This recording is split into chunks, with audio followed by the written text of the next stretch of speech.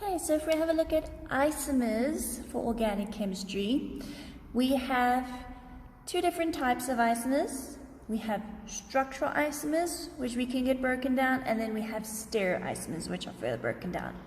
So, isomers, remember the definition of an isomer is it has the same molecular formula,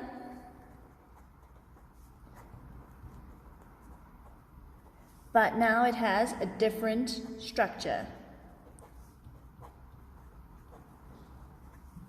So, structural isomers means we can have positional structural isomers, functional group structural isomers, or chain structural isomers. So, positional means we have a functional group, but we change the position.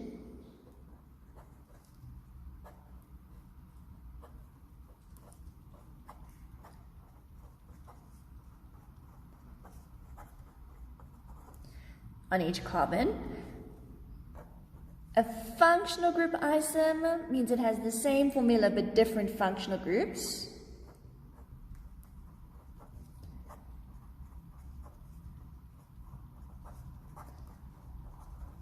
And then a chain isomer means same formula, but now we have side chains. So, if I look at an example, I can say the formula C4H9Cl. So, if I take that and I build it out as a straight chain. So, I have 4 carbons. I have 1, 2, 3, 4 carbons. And a chlorine, and then 9 hydrogens all around there. So if I count all of these, it should add up to 9, because I've got 1, 2, 3, 4, 5, 6, 7, 8, 9. So I just find it easier when I'm building to not include the hydrogen bonds, just so I can see my carbons better, but you can if you want to. So this compound is now a straight chain, and I have added the chlorine on carbon 2, because I go 1, 2, 3, 4. So if I build another one that looks like that, I've still got my 4 carbon chain, but I moved the chlorine from there to there. The thing is because this is a 3D molecule, it can be turned around. And what I've actually done is I've built the exact same thing. So whenever we're dealing with isomers, the thing to be very careful of is that we're not drawing the same thing twice. So in order to do something different as an isomer, I would have to move this chlorine to the first carbon. And now that is an isomer of that, because this chlorine is on carbon 1 and this chlorine is on carbon 2. And that's an example of my positional isomers, because I've changed the position of the functional group. Again, if I flipped it over, that carbon would be there, so that would be the same thing again. So also the easiest thing to do when you're doing isomers is once you've drawn something, write the name of it, because you remember your rules. We always start numbering from the side that will give our functional group the smallest number, and that way you will know if you've got the same thing twice. So those are the only 2 positional isomers I can make, because as soon as I move them to that carbon or that carbon, I've built the same thing again. So with the positional isomers now, because I have a chain of carbons, I can then build a side chain, and then I have chain isomerism as well as positional isomerism in the same thing. So if I built another long chain, that's exactly the same as the first one I built, with that on carbon 2.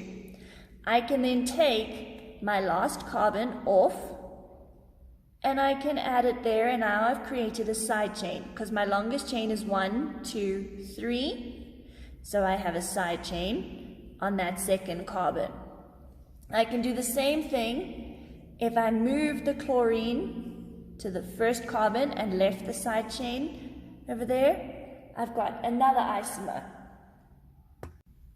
So what we can do now is we can write them all down for that one formula based on what we built. So starting with our positional isomers and our straight chain, we can write it down because we had a 4-carbon chain, and we put the chlorine on the second carbon, and then we fill in all the hydrogens.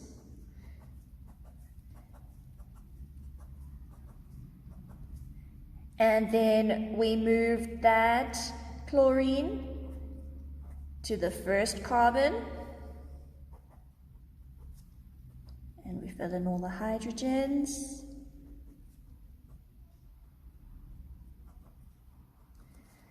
So these, where I've got the chlorine, those two are my positional isomers, because I've moved the position from carbon 1 to carbon 2.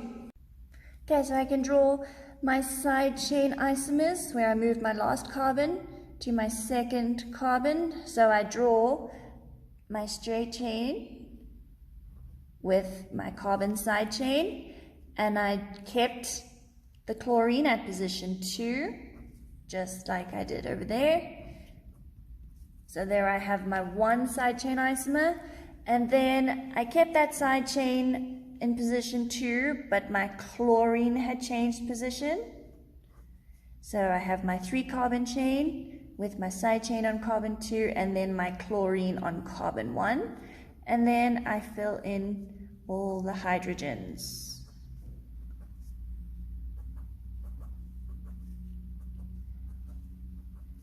And then those are all the isomers that we can create with that formula. So always just make sure that whenever you're doing it, you look at it from the back and the front to make sure that you're not doing the same thing twice.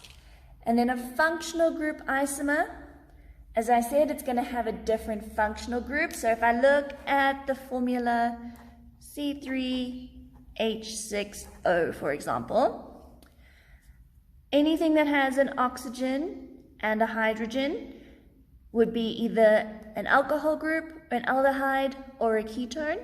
So if we draw a straight chain of my 3 carbons, and I have a look at how many hydrogens, I only have 6 hydrogens. So that means I have to have a double bond for the O to fill in to have 6 remaining hydrogens.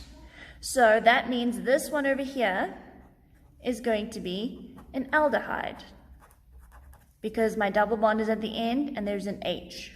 But I could also have a 3-carbon chain and put the double bonded O in the middle with my 6 hydrogens. And now that it's in the middle, that means this is going to be a ketone. So it's the same formula, but the structural arrangement creates 2 different functional groups. And that is then our functional group isomer. So we have position, chain, and functional group. And often position and chain can go hand in hand if we have that functional group there, and it's not an alkane. Our 2 types of stereoisomers, we have our cis-trans and optical. So a cis-trans isomer means it has to have a double bond, and an optical isomer has to have a chiral carbon. So starting with the double bond with the cis-trans. So before, when we have single bonds, we can always rotate a molecule around. But as soon as I have a double bond, I can't turn it anymore. So the bond that is up here has to stay here. I can't simply turn it to make it underneath. So I will physically have to break it in order to move it to the other side. So that is how we get cis and trans. Because now, this one where this group and that group are underneath, but in this one is above and one is underneath, so they're on opposite sides. They make it isomers, because I cannot just rotate this one around to make it exactly the same. I have to now break them before I can make the different ones. So this molecule here and this molecule here become isomers, and we call them cis-trans. So I have carbon with a double bond. If I have one group going up and one group going down, that means I have trans groups. If I have my carbon with my double bond and I have both groups either going down, or I can also have both groups either going up, those are cis.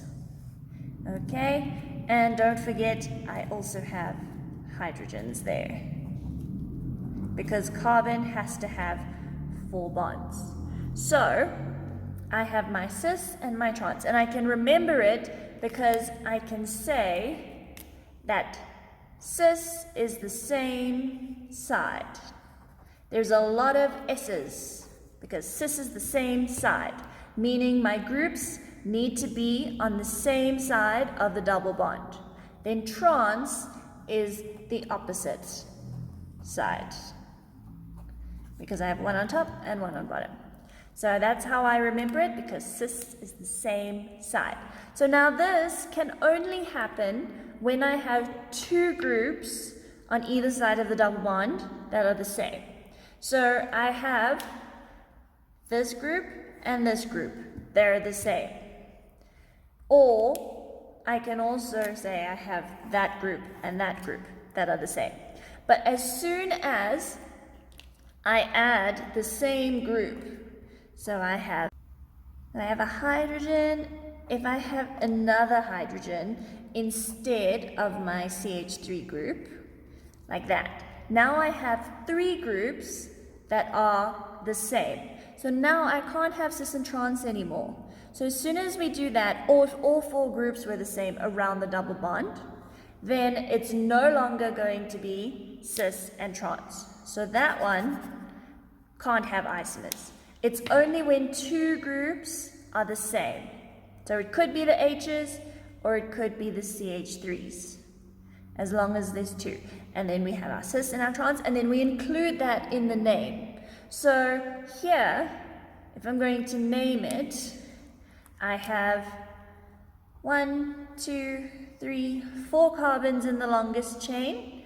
So I say cis, double bond is on carbon 2, so 2-butene, or but-2-ene, but I include cis in my name, or I include trans in my name.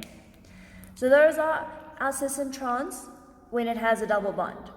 Then the chiral carbon for the optical isomers. So a chiral carbon means it's a carbon with 4 different groups around it.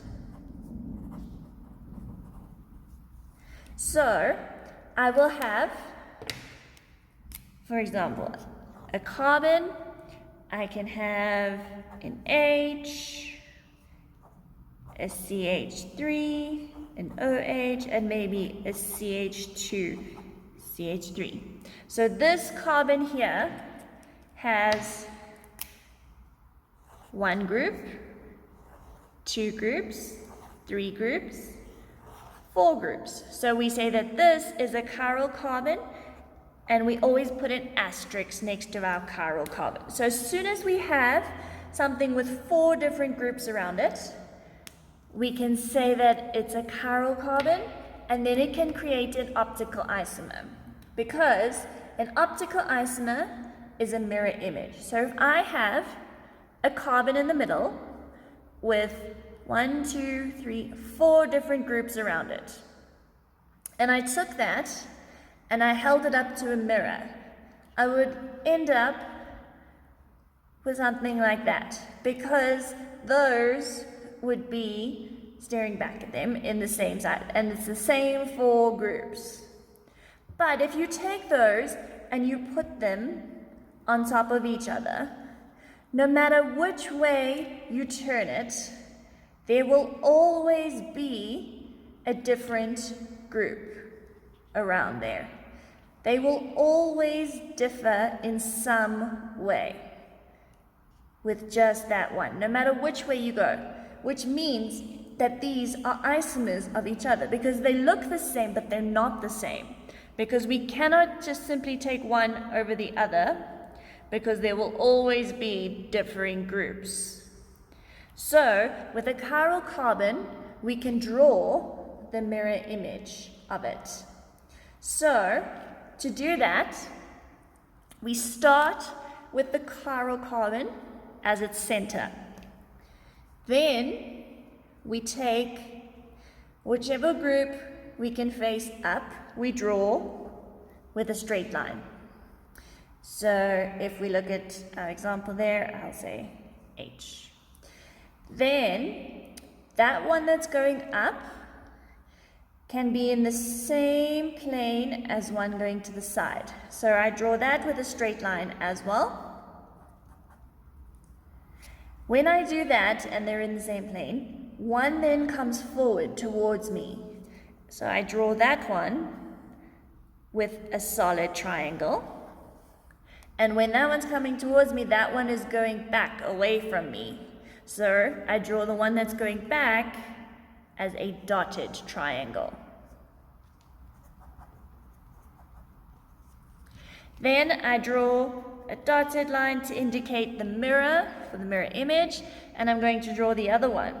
So I start with the chiral carbon in the center. I have the one going up is exactly the same on both of them. They're both going up. So I draw it the same with a straight line. Then in that same plane as the one going up, I now have the same group, but it's going in the opposite side. Where this one was on the left, now this one's on the right. So I draw a straight line for that group. The one coming forward is the same, so I draw a solid triangle for my same group coming forward, and then the one facing backwards is the same, but now instead of it being on the right, it's now on the left. So I draw my dotted triangle and my groups there. So that's how we're going to draw it. So the only thing we flip are the two on the sides. And we can look at any different molecule and we can draw our cis-introns and our optical isomers. Cis-introns if we have a double bond, optical if we go through it and we can find a chiral carbon. So we can look at any examples and any type of formulas to find our chiral carbons.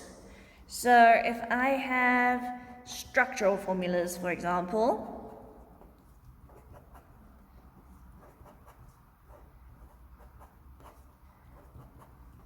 like that, as soon as it has two or more things that are the same, I can rule it out as a chiral carbon. So this carbon has 3 hydrogens attached to it, so it can't be chiral.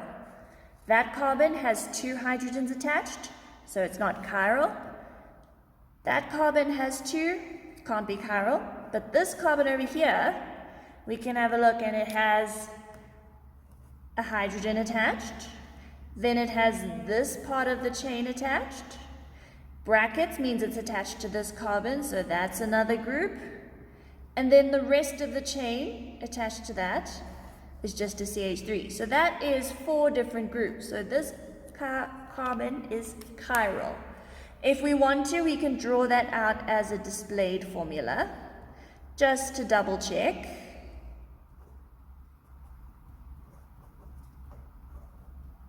So that's what our compound looks like.